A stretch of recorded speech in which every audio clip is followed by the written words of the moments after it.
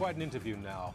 Reza Kahlili is the pseudonym of a former Iranian Revolutionary Guard member who worked undercover as a CIA agent for several years in the 80s and 90s.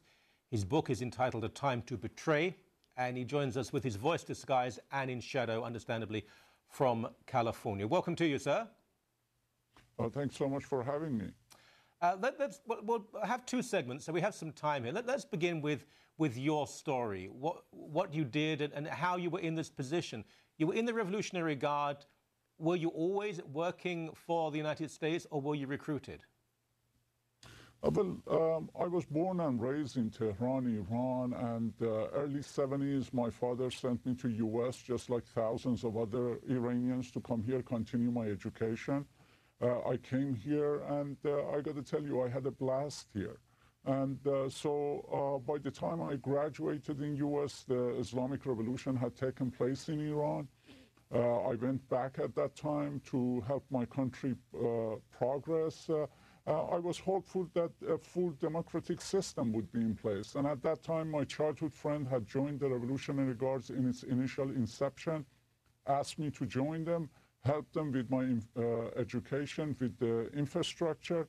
And so that's when I joined. And then a month later, it was the U.S. Embassy takeover in Tehran, and I was a witness to horrific events taking place in Iran.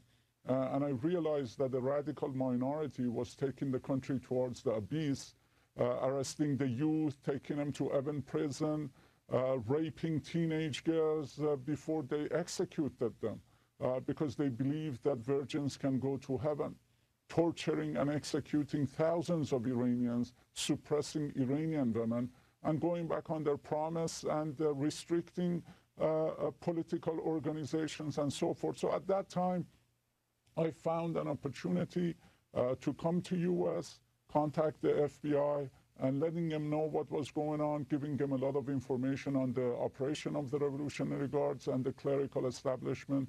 And then one thing led to the other, and they introduced me to a CIA officer who then asked me if I was willing to become their eyes and ears. And you volunteered to return to Iran? Yes, I came to U.S. just to let them know and inform them, thinking that they would take over. But then I realized that they had no idea what was going on in Iran, and they needed information. And I was willing to do whatever it took to confront this regime. So I accepted. And then I was sent to Europe, trained how to communicate, decipher codes. And then after that, I went back to Iran and started my operation as a CIA covert agent. How long were you there as an agent? Well, I worked throughout the 80s, and then I finally left the country late 80s to Europe because I felt I was not safe anymore. There were a couple of instances, one which they took me to Evin prison. It was a soft interrogation where I cut off all communication with the agency for about a month and a half. But late 80s, after the Iran-Iraq ceasefire, I was in Europe, and then there continued my operation with the agency on the Revolutionary Guards and the Islamic communities for another several years. Then I came to U.S. and continued my collaboration, and the last was mid-90s. That was the last collaboration I had. Mm-hmm. Now, most Iranians I meet in the Persian diaspora, living in North America, for example, they despise the regime. And I think probably many people in Iran despise the regime. Is there any chance it could be toppled from within? Well, as I've described in my book, A Time to Betray, barely a year and a half into the revolution, a majority of Iranians didn't want anything to do with this regime. They were not expecting an Islamic government, forcing them to adhere to strict Islamic laws and cutting down the freedom, their freedom, and shutting down political organizations and so forth. And tens of thousands have lost their lives ever since. In one summer, almost 30,000 prisoners young and old, were executed in a matter of a couple of months and buried in mass graves. And so we lost the biggest opportunity back in 2009 when millions came out into the streets. They wanted freedom, they wanted democracy, they wanted to overthrow this regime. But the US and the West turned their back on the Iranian people, thinking that they could negotiate with this regime over its nuclear program. And today we realize that they failed in understanding the realities within the Iranian society. As you said, majority want nothing to do with this regime, and the majority of Iranians are actually the Iranian nation is one of the most westernized nations in the region. Yep.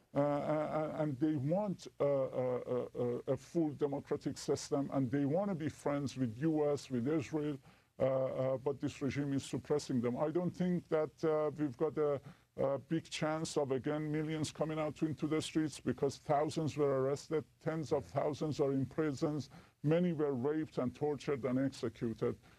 So we lost that opportunity then. Yes.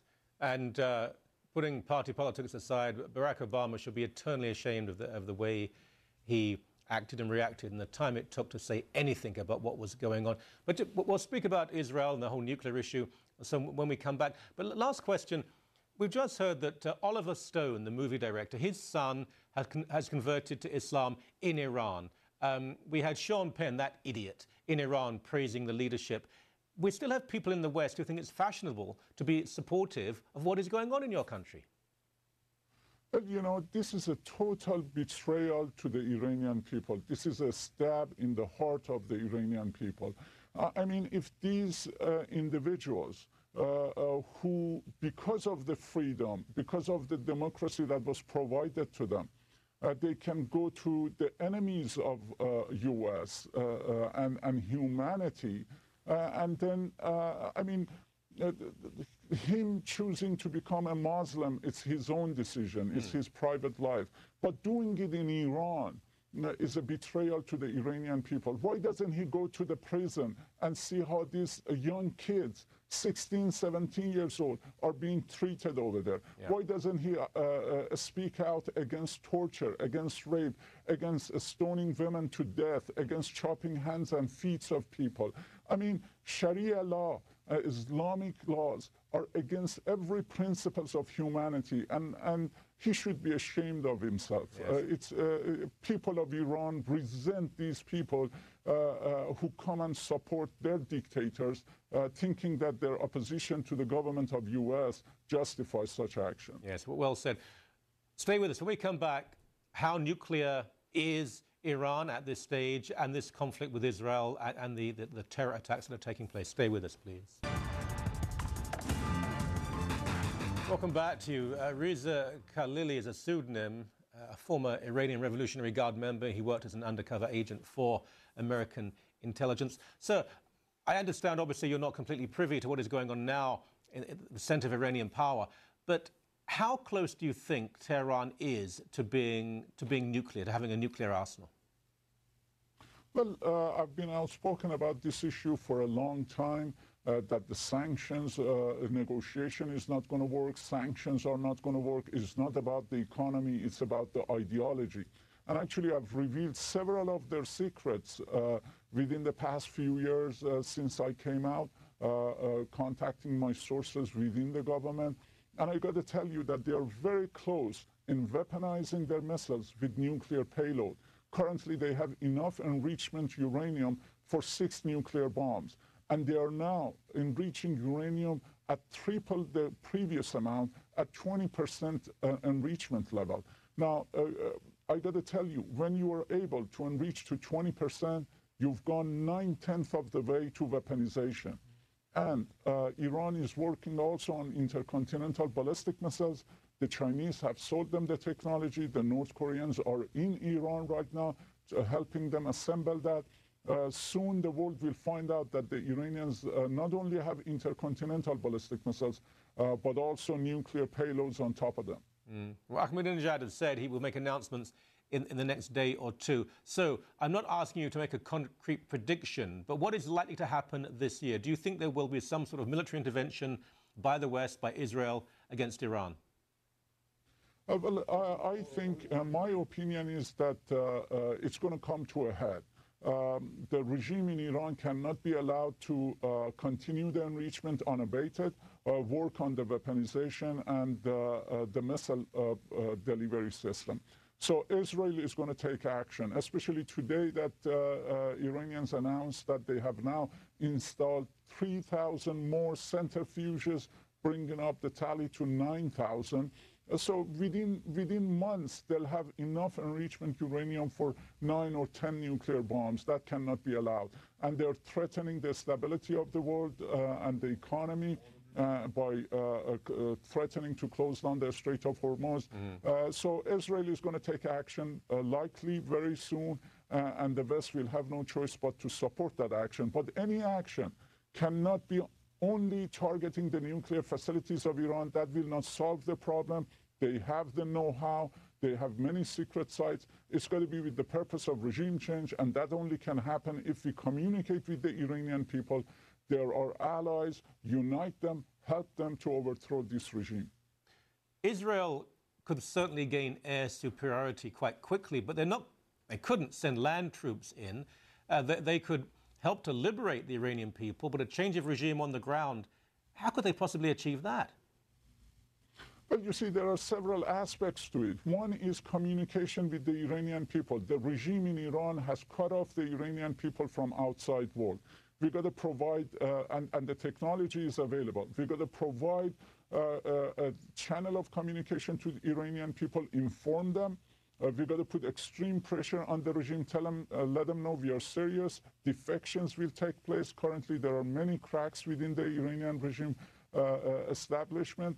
And then, if it comes to war, we've got to take out the Revolutionary Guard's bases, but communicating to the Iranian people that we can support them through our air campaign, and then they will come out to the streets, and this regime would fall faster than many imagine. But we cannot bomb Iran into a Stone Age. People are our allies. We cannot hurt civilians.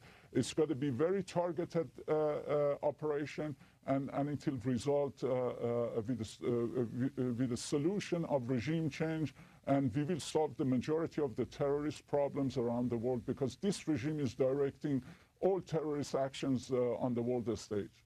Of course.